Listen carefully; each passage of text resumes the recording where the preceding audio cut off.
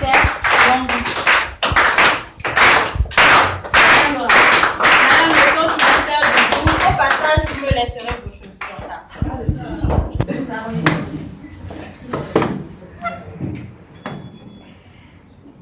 Mercredi 14 octobre 2015, bientôt 3 ans, que dans la salle Adétoutou, de Azalaï Hôtel de la Plage, je me tenais ainsi devant vous pour briser la glace du silence et m'ouvrir à l'auditoire qui était en face de moi, telle une fleur qui s'offre à la rosée matinale.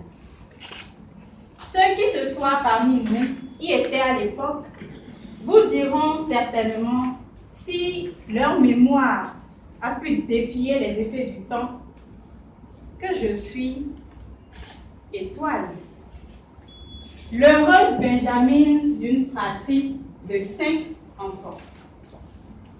Qu'à la faveur d'une éducation rigoureuse mais bienveillante, j'ai été une élève studieuse, une étudiante brillante, que j'ambitionne particulièrement d'être une femme accomplie, dont la force, le caractère épouseront favorablement ceux d'une mère, d'une aimante épouse.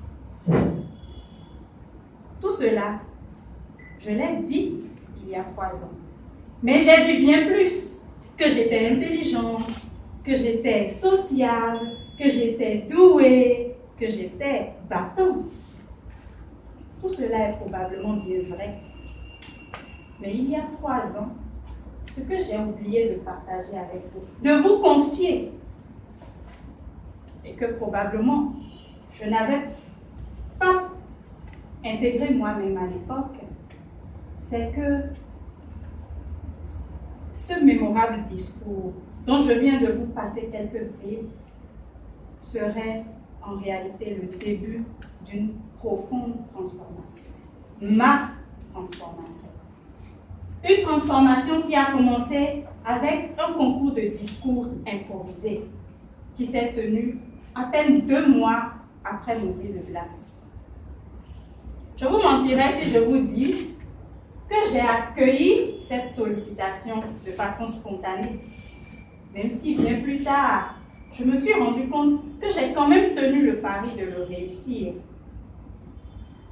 Non pas parce que j'étais particulièrement assurée de mes résultats, mais parce que l'équipe dirigeante d'alors m'avait fait suffisamment confiance et avait eu foi en mes aptitudes.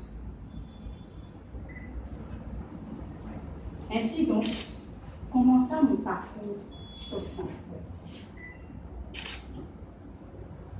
Aujourd'hui, je me tiens devant vous, produisant ce discours dit bris de glace, une 2e fois.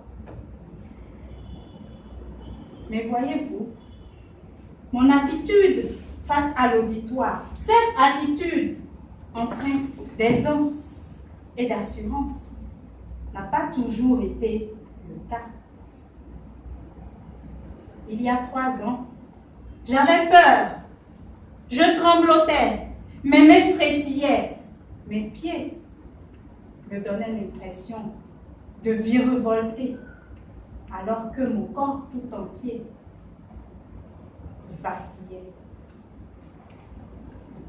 Mais ce parcours d'il y a 3 ans, ou plutôt ce parcours que je suis en train de faire depuis 3 ans, je l'ai fait grâce à une famille, grâce aux membres d'Everest Toastmasters Club de Cotonou, auquel ce soir je rends un hommage particulier. Dans quelques mois, ou plutôt dans le mois qui suivra, Everest organisera les premières phases de concours de discours.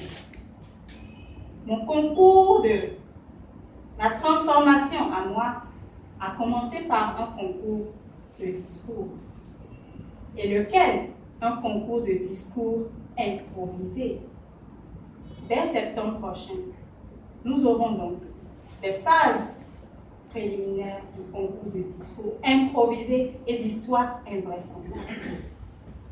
Vous qui êtes ici et qui n'avez encore jamais eu l'occasion de participer à un concours, ferez-vous le choix de laisser passer une telle opportunité, de changer votre vie, de changer votre personnalité? Je vous laisse y répondre. Mais en attendant, tout ce que je tiens à vous dire, c'est de ne pas oublier que chaque occasion se saisit. C'est de ne pas oublier que vous êtes ici pour être une meilleure personne, une meilleure version de vous. Mais surtout de ne pas oublier que je suis Inès Esther Nambi, immédiate vice-présidente de Everest Toastmasters Club de Cotonou, vice-présidente aux adhésions de référence Toastmasters Club à Français de Cotonou, et indéniablement un véritable moulin à parole certifié ISO 2018. Madame la Toastmaster.